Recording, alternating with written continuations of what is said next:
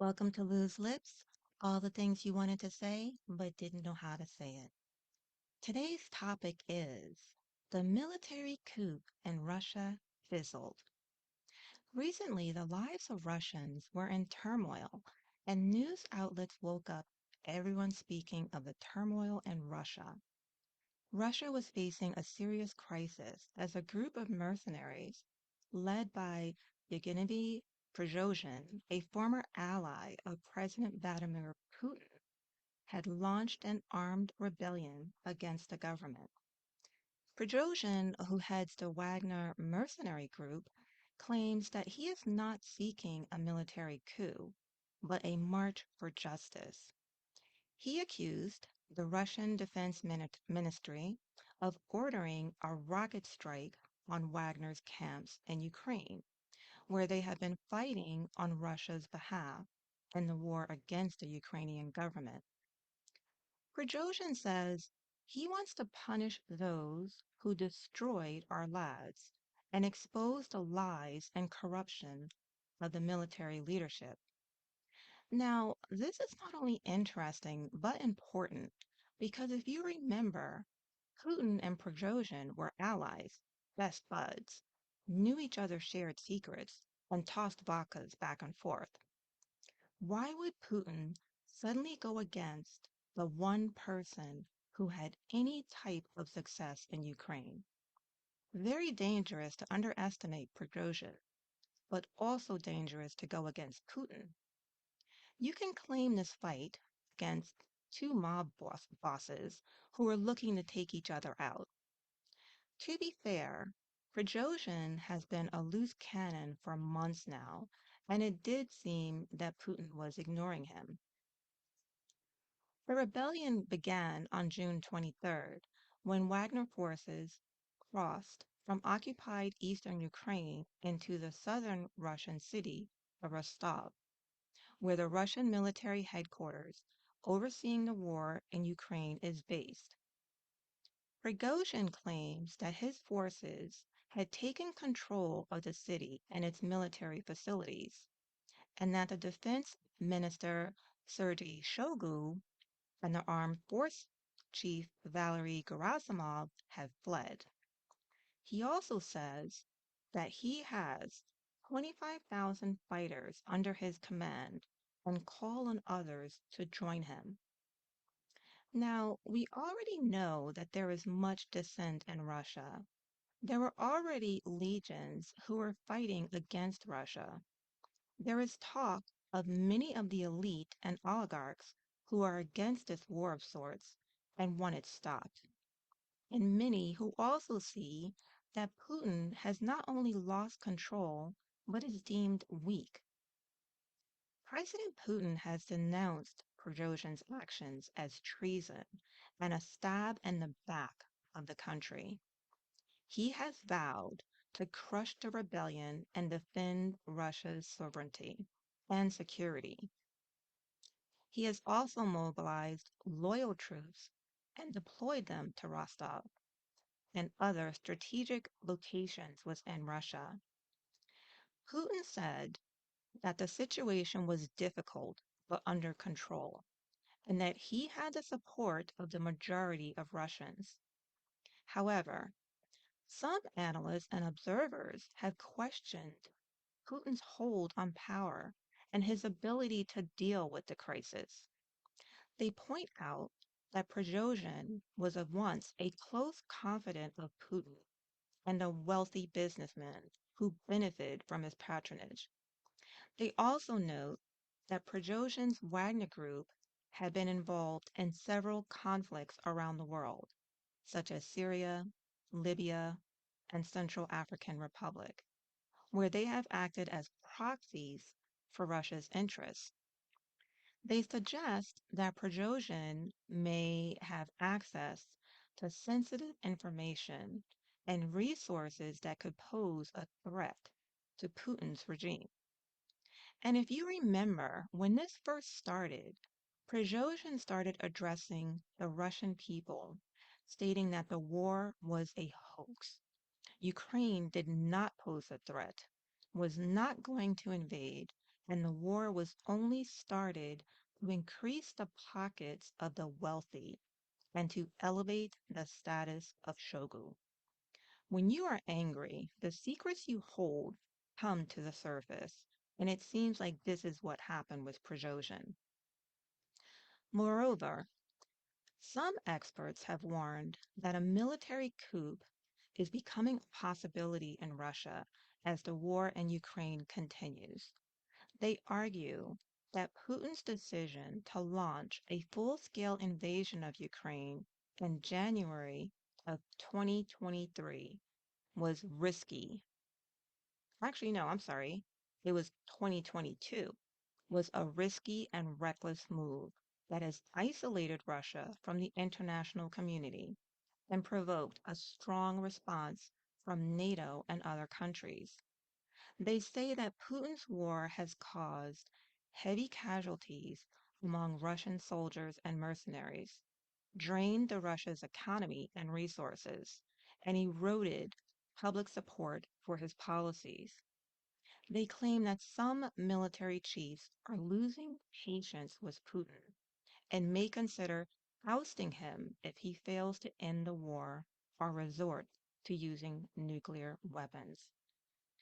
Prigozhin is the head of the Wagner Group, a private military contractor that has been involved in several conflicts on behalf of Russia. He is also a close associate of President Vladimir Putin. So on June 23rd of this year, 2023, Prigozhin accused the Russian military of attacking a Wagner camp and killing many of his men. Prigozhin vowed to retaliate with force and said his fighters would march toward Moscow to demand justice and the removal of Defense Minister Shoigu. What I found interesting is that he had little resistance when moving his troops through the cities towards Moscow, and they quickly took over the military command center in Rostov. Does this not say that Prigozhin has a following? Does this not say that many who don't speak do not care for Putin and his regime? Or is it a cover up for something else a lot more sinister?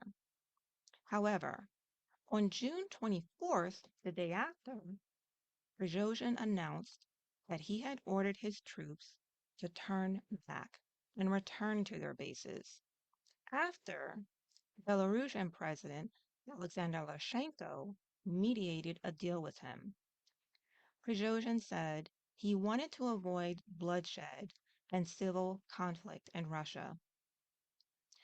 The reasons for Prigozhin's change of mind are not clear, but some possible factors could be the pressure from the Russian authorities, who opened a criminal case against him for calling an armed rebellion and urged his own mercenaries to detain him. Or maybe it was the realization that his coup attempt was unlikely to succeed, as he faced resistance from the Russian and armed security forces, as well as loyal militias. Or maybe it was the intervention of Lukashenko, who is a close ally of Putin and may have offered Prigozhin some concessions or guarantees in exchange for his cooperation. Or maybe it could have been the fear of losing his business interest and influence in Russia and abroad if he became an enemy of the state. No one, of course, knows why he abruptly changed his mind. But what is obvious and paramount is that this is only the beginning. This is not over. Maybe the timing was not right. But what this says is that something is clearly in the works. For a militia to arrive so swiftly in Moscow, that alone tells you that there is clearly something in the air. I do believe that there will come something of this, and I do believe it will be soon. Putin obviously messed with the wrong person, and it will show in the near future. The coup was driven by anger. I believe the next coup will be driven by revenge. Revenge for being lied to, revenge for stealing from the people, revenge for starting a war, revenge for the loss of their brothers, husbands, and family members. It is also interesting to note that Putin left the area when there were indications that Wagner was on their way to Moscow. Putin ran. The public will see that Putin does not have their best interest at heart. I also believe that the Russian people will soon stand up and revolt once the numbers are there and the streets are in jeopardy with a coup. I am sure that the elites are breathing a sigh of relief right now, but I also believe that they are all drinking heavily, wondering what the heck just happened and what do they do now. I believe that they will think that something has to be done in order to prevent something like this from happening in the future. But you know what? It is too late because there are already plans in motion for it to take place. And when it does, there will be no backing down. But the thing that's strange to me when Prigozhin went on his way to Moscow is that everything was too neat, too quick. And there are indications that this was planned between Putin and Prigozhin so that Putin could declare martial law, so that Putin could conscript to add numbers to his meat grinder, so that Putin could possibly get rid of Shogu, and so that Putin could install Prigozhin in Belarus as either a way to topple the government or to even hit Ukraine from Belarus. There are indications that Prigozhin has been offered immunity in Belarus, and his army will be going to landing sites. But do you really think that this is the end of Prigozhin? No way.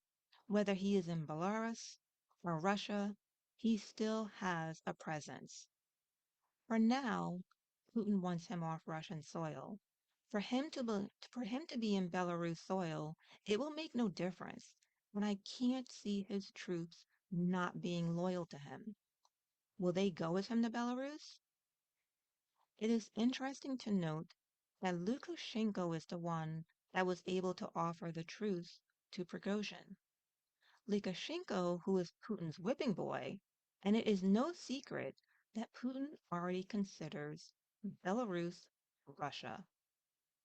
Now, but what of the people in Belarus? Do they consider themselves Russia? Does their Security Council, as well as the army, consider themselves Russia? If Lukashenko leaves Belarus, would they topple the government and refuse to let him back in? Interesting things may be mounting in Belarus for Putin to agree to have Prigozhin in Belarus. Or maybe Lukashenko will turn. No one really knows. What is apparent is that Putin does not have many friends, and his time is coming near. He may say that Prigozhin stabbed him in the back, but it won't be him that delivers the blow. The one that really stabs Putin in the back is the one that he trusts the most, and his time is coming near. Putin will always need to watch his back now. Not only did he piss off the only person who had success in Ukraine, he is now looking at a weaker army, loss of support, and a counteroffensive in Ukraine that has only just begun. But make no mistake, Putin is clever. This could be also a stage between Putin and Prigozhin for something that we just are not seeing. Only time will tell. But I do know that within the next couple of weeks or maybe even days, things should start to unfold. Thanks for listening to Lose Lips, and until the next time.